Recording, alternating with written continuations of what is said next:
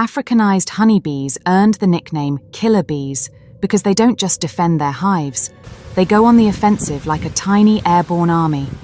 Disturb their nest, and they'll mobilize thousands of their friends to chase you down over long distances. This fierce, swarming attack behavior, far more intense than that of regular honeybees, makes them a formidable and sometimes deadly threat.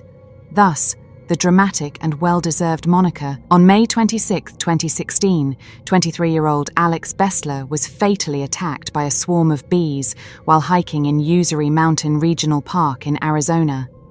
Bessler, originally from Louisiana, was hiking with his friend Sonia when the incident occurred. The swarm appeared suddenly, and while Sonia managed to reach the safety of a nearby restroom, Bessler was overtaken by the bees before he could find shelter. Park employees and another hiker attempted to rescue Bessler, but the aggressiveness of the bees prevented them from getting close. Eventually, Maricopa County Sheriff's Office Sergeant Alan Romer and 2 firefighters managed to transport him to a utility vehicle despite being pursued by the bees. Bessler was rushed to Desert Vista Hospital, where he was later pronounced dead. Medical reports indicated that he had been stung over 1,000 times.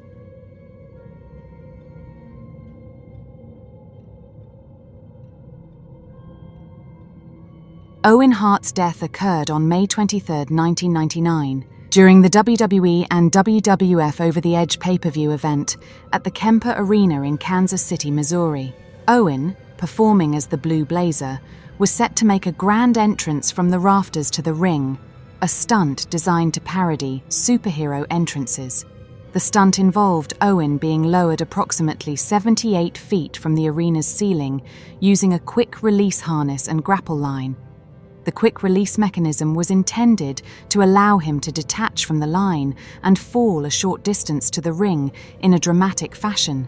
Unfortunately, something went terribly wrong. As Owen was being lowered, the quick-release mechanism either malfunctioned or was accidentally triggered, causing him to fall abruptly from the rafters. He fell chest first onto the top rope of the ring, close to one of the turnbuckles. The fall occurred while a pre-recorded promo video was playing for the live audience, so the cameras were not directly on Owen at the moment of his fall. However, the audience in the arena witnessed the horrific accident. Immediately after the fall, medical personnel rushed to the ring to provide aid. Owen was unconscious and critically injured. He was quickly transported to Truman Medical Center, where doctors attempted to revive him. Despite their efforts, Owen Hart was pronounced dead shortly after arrival. The official cause of death was later determined to be internal bleeding from blunt force trauma. The wrestling community was in shock, and fans were devastated by the sudden loss of such a beloved figure. The event continued after a brief delay, a decision that was met with significant criticism and controversy. The following night, WWF aired a tribute show, Raw is Owen, where wrestlers and friends shared their memories and paid respects to Owen Hart. The incident led to legal actions taken by Owen's widow, Martha Hart, who filed a lawsuit against WWF, the harness manufacturer, and others deemed responsible. The lawsuit was settled out of court for approximately $18 million. Martha used part of the settlement to establish the Owen Hart Foundation, which supports various educational and housing initiatives. Owen Hart's tragic death had a profound impact on the wrestling industry, leading to stricter safety protocols for stunts and performances to prevent such accidents from occurring in the future. His legacy continues to be honored by fans, family, and the wrestling community through the work of the Owen Hart Foundation and the memories of his contributions to the sport. Marvin Hajos was a man who loved exotic animals and wildlife more than anything. Over the years, he learned a lot about many different species, especially birds, and turned his home in Gainesville, Florida, into a sanctuary for these unique creatures. People knew him for his dedication to taking care of his animals, always making sure they were well looked after. His knowledge and passion for his collection of animals made him a respected figure among others who shared his interest in exotic wildlife. Hajos's fascination with animals started early in his life. He began collecting various exotic species, creating a home filled with animals that most people never get to see up close. One of the most notable animals he kept was the cassowary, a large, flightless bird from New Guinea, nearby islands, and northern Australia. Cassowaries are known for their striking looks and powerful claws, and they're often considered one of the most dangerous birds in the world. Marvin was very dedicated to his animals and made sure to follow all the rules for keeping them. In Florida, owning a cassowary requires a special permit because they can be dangerous. Hajos' attention to these regulations showed how seriously he took the responsibility of caring for such animals. However, on April 12, 2019, things took a tragic turn. Marvin was either feeding or interacting with one of his cassowaries when he fell. The bird attacked him with its sharp claws, causing severe injuries. Emergency services arrived quickly and rushed him to the hospital, but the injuries were too severe, and he died shortly after. Marvin Hajos' death showed just how risky it can be to keep dangerous exotic animals, even for those who are very experienced. After his passing, there were a lot of discussions about whether current regulations were enough and what safety measures needed to be in place for people who own such animals. Experts and authorities stressed the importance of proper training, secure enclosures, and being prepared for emergencies if you choose to keep dangerous wildlife. Hello, it's Carol Morley phoning about Joyce. I'm looking for any information, no matter how minor, about... It was so horrendous. She was found in front of her television that was still on for so many years. A young single woman was found dead in a bedsit in London. She was lying on her couch. The television was on. Joyce Carol Vincent was born on October 19, 1965, in Hammersmith, London. Her parents had immigrated to London from Grenada. Joyce was of Douglas descent, with her father, Lawrence, being of African descent, and her mother, Lyris, of Indian descent. When Joyce was 11, her mother passed away, leading her 4 older sisters to take on the responsibility of raising her. Her relationship with her father was strained. He was emotionally distant, and Joyce claimed he died in 2001, though he actually passed away in 2004, unaware that she had predeceased him. Joyce attended Melcombe Primary School and Fulham Gilliard School for girls, leaving school at the age of 16 without any qualifications. Despite her lack of formal education, Joyce built a wide circle of friends within the music industry. At the age of 25, she attended the Nelson Mandela, an international tribute for a Free South Africa concert at Wembley Stadium in April 1990, where she reportedly met Nelson Mandela and shook his hand.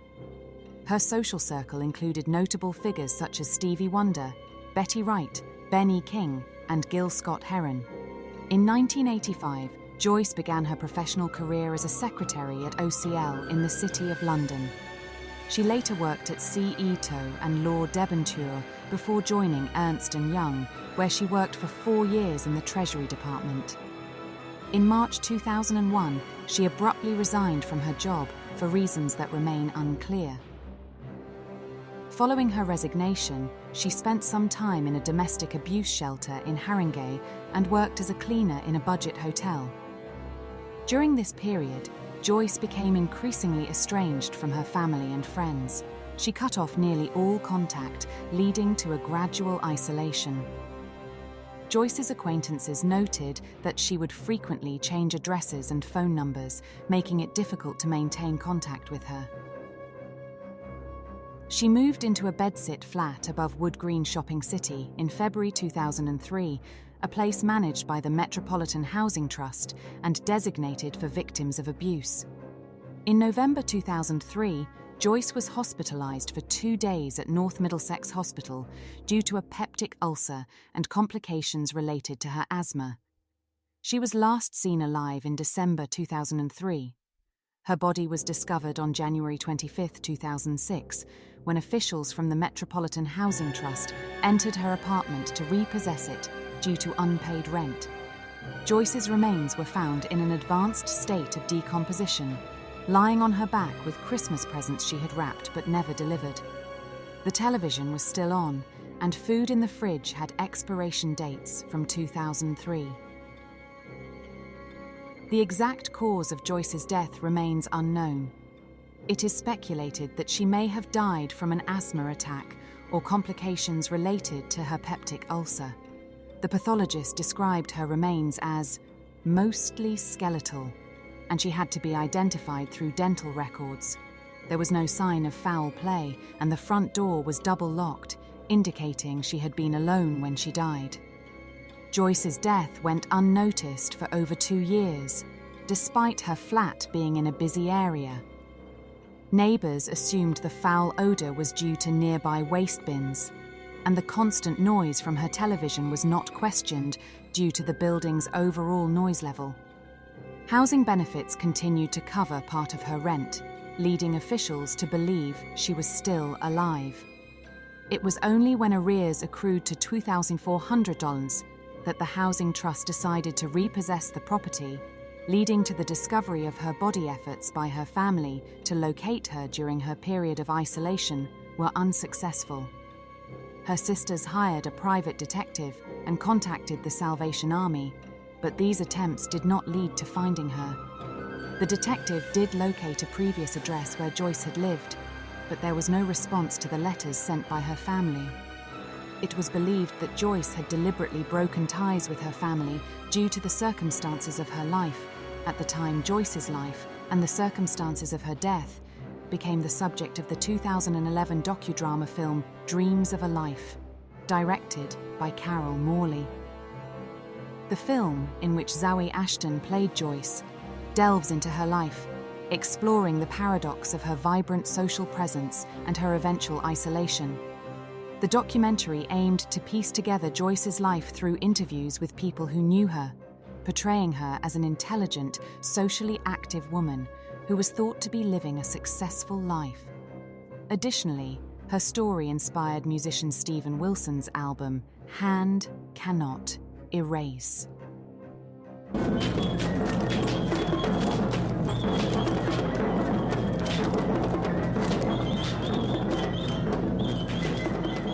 György Dózsa was born around 1470 in Dalnok, a village in the Kingdom of Hungary, now part of Romania.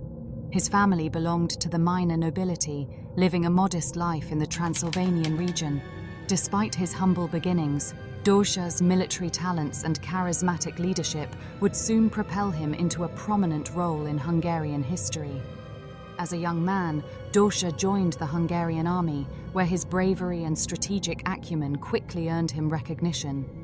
He distinguished himself in battles against the Ottoman Empire, earning the favour of King Vladislaus II of Hungary. The king knighted Dózsa, a significant honour that elevated his status and solidified his reputation as a formidable soldier. The early 16th century was a period of profound unrest in Hungary. The peasantry suffered under oppressive feudal laws, crippling taxes, and the constant threat of Ottoman invasions. Meanwhile, the nobility lived in luxury, largely indifferent to the plight of the common people. This stark disparity set the stage for a massive uprising. In 1514, Tamas Bakocs, the Hungarian chancellor, returned from Rome with a papal bull issued by Pope Leo X calling for a crusade against the Ottomans. Bakocs appointed Dózsa to organize and lead the movement.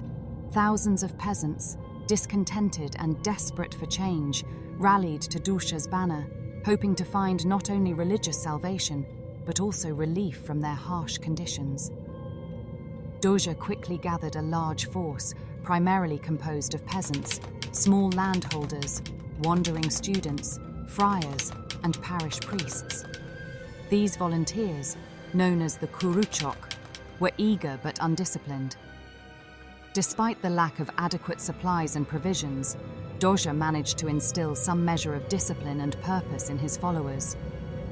As the Crusader army assembled, the reality of their situation became dire.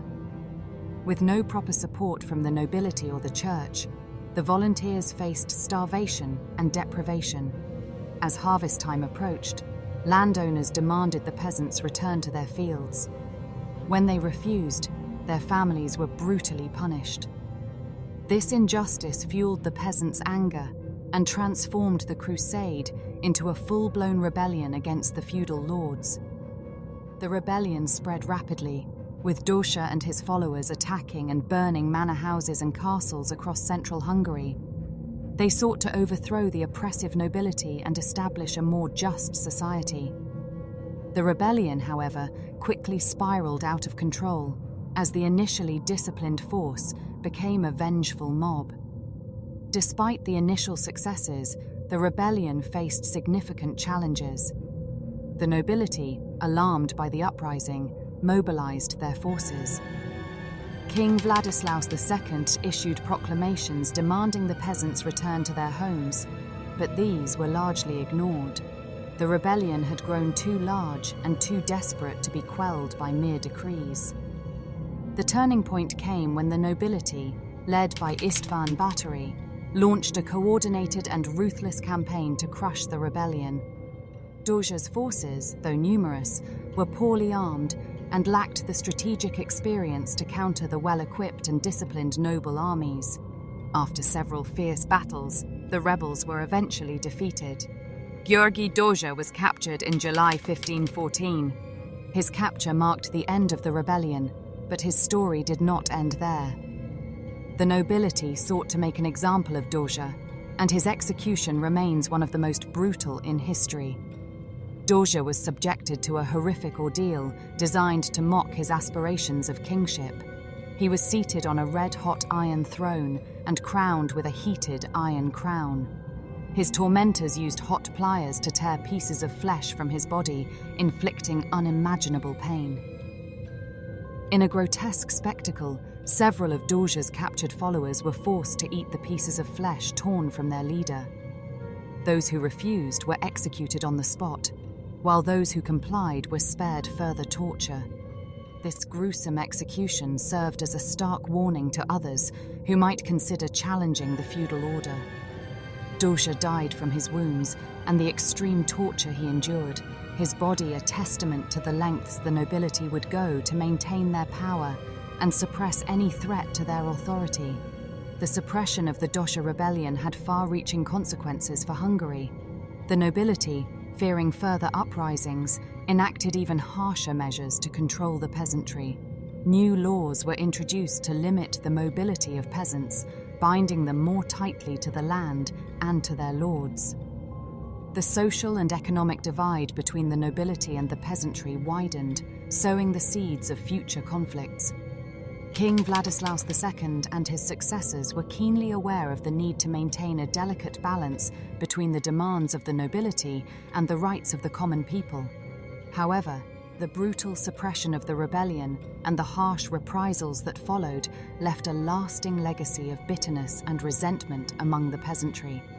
Despite the failure of the rebellion and the brutal suppression that followed, György Dózsa became a symbol of resistance against oppression. His martyrdom inspired future generations to continue the struggle for justice and equality. Various landmarks in Hungary commemorate his legacy, serving as a reminder of the high cost of resistance and the enduring spirit of those who fight for freedom. The Dózsa rebellion, though ultimately unsuccessful, highlighted the deep social and economic divisions within Hungarian society. The rebellion had significant implications for Hungarian society. The fear it instilled in the nobility prompted a series of defensive measures aimed at preventing similar uprisings. The most notable of these was the tripartitum, a legal code that further entrenched the rights of the nobility over the peasantry. This code effectively reduced the peasants to a state of serfdom, limiting their freedom and binding them to the land and their lords. In modern times, György Dózsa has been commemorated in various ways. Statues and monuments have been erected in his honor, and his story has been retold in literature, theater, and film. These commemorations serve not only to honor Dózsa's memory, but also to remind contemporary society of the importance of justice and equality. One of the most notable tributes to Dózsa is a statue in Budapest, which depicts him in a heroic pose, symbolizing his role as a champion of the oppressed. This statue is a popular site for visitors and locals alike, serving as a focal point for discussions about Hungary's history and the ongoing struggle for social justice.